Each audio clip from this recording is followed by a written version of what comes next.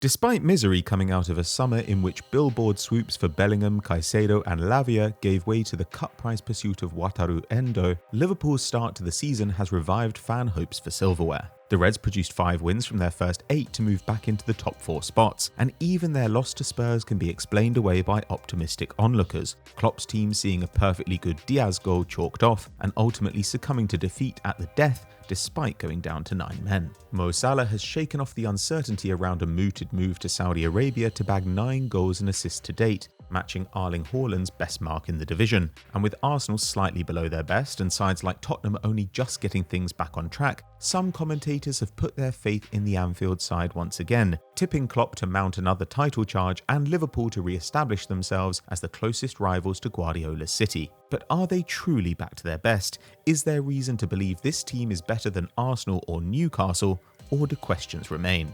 On today's FD Explained, we find out.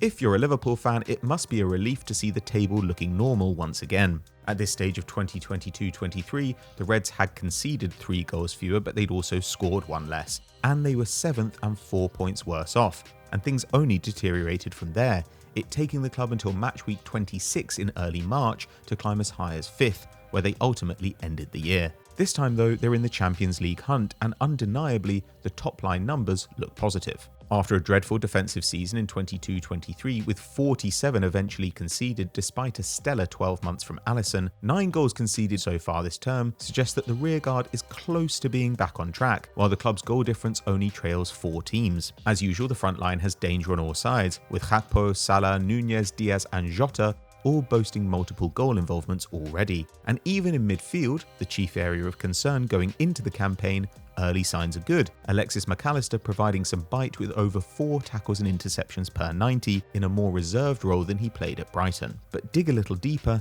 and the picture becomes considerably more complicated. The attack remained excellent despite the club's travails in 2022-23, but while it's clearly good again this year, it's hardly league best, with Newcastle producing more XG, while 3 sides take more shots per 90 and 7 get more shots on target. And on the back end, any improvement requires you to pick and choose numbers, maybe attributing more to great goalkeeping than any real difference in quality. Though they've played a relatively tough schedule, travelling to Chelsea, Newcastle, Brighton and Spurs, Liverpool are currently allowing 1.4 XG against per game, a little more than they did last season, and their 11.5 XG conceded overall places 10th in the division, barely above Manchester United. As a consequence, they look much closer to the Europa League than the title, with their strong plus 0.7 XG difference per 90, good for 18th across Europe's top 5 leagues, but still behind City, Arsenal, Newcastle and even Chelsea, each of which could claim to be below their best due to teething problems, injuries or strength of schedule. As you can see from these charts produced by Scott Willis on Twitter, the Anfield side still falls short of the performance level shown by last year's top 3 over the opening 5th of the campaign. And when adjusted for strength of schedule, the picture is no better. And that's without taking into account game state, which has been all over the place through the opening exchanges. Liverpool have gone behind in 5 of their Premier League games so far this campaign, and as a general rule, that tends to juice attacking numbers as the leading team sits back and the trailing team pushes forward in search of an equaliser, as in the wins against Wolves and Bournemouth, where Liverpool gave up early goals but ended up with 6 points, over 6 XG and 42 shots across the 2 games. Of course, one side of this is good. Liverpool can turn it on when the chips are down and score their way out of trouble when they need to. But for all those graphics praising teams for winning points from losing positions, it's not actually a desirable state of affairs.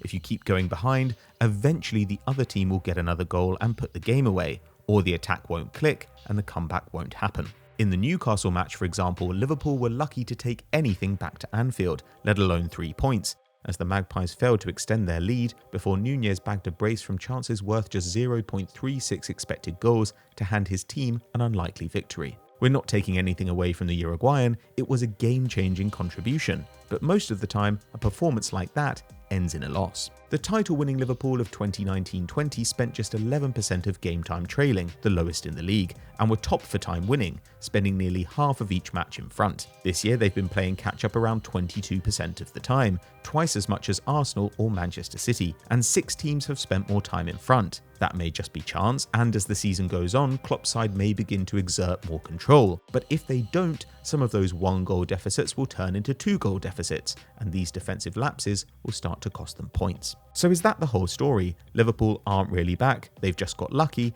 and the better teams will pull away over time. Possibly, but quite possibly not. Let's take a closer look at that XG against. Last year, Liverpool's poor record at the back was a product of the press getting broken a lot. Liverpool allowed only 9.6 shots a game, third lowest in the Prem, but those chances were the biggest in the league, with an average XG of 0.13 per attempt, as poor positioning or errors gave forwards acres of space in front of goal time and again. But this year, shot quality against the Reds is way down to 0.09 XG per shot, and instead it's the number of shots that's the problem, with Alisson facing over 14 a game, by far the most in Klopp's time in the Liverpool dugout. So why is this positive? Well, Klopp's pressing game has always been about shot suppression, using pressure to stop opponents getting into the danger zone and getting attempts off, with the acceptance that sometimes things will go wrong and you'll give up big chances. And that's when everything is working well. Understandably, the press isn't quite clicking right now, Liverpool's new look lineup only disrupting opposition possession every 11 passes to rank 8th in the league. But as the players begin to gel, we may see the effectiveness of the press improve, the number of shots conceded go down, and the defence return to its previous heights. And the other issue is that the Reds have been living up to their name so far in 2023-24. With 4 sendings off already, Liverpool have gone down a man more often in the last 8 games than they did in the last 4 full seasons, which explains why they've averaged just 53% possession, a 7-point drop from last term, and probably why the defence both looks better to the eye and hasn't actually produced better stats. Once again, some of this is probably down to the press not clicking yet. Virgil van Dijk is making over 4 tackles and interceptions a game, twice as many as in any previous campaign with the club, showing how exposed the backline is, a recipe for mistakes and cards. In time, some of that defensive load should be shared among the forwards and midfielders, and that'll mean fewer breakdowns and fewer dismissals. We arguably can't judge what this Liverpool side is meant to be because we've barely seen it yet 11 versus 11. Give it a couple of months and a clearer image should emerge. Klopp has called this side Liverpool 2.0, and while the turnover is not complete, he's right. Only around 5 starters remain from the squad which lifted the Champions League and Premier League trophies under the German. But perhaps his choice of language can help us understand where the team is too. A new update for your phone is rarely perfect from the start, requiring beta testing and patches to become better than the previous version.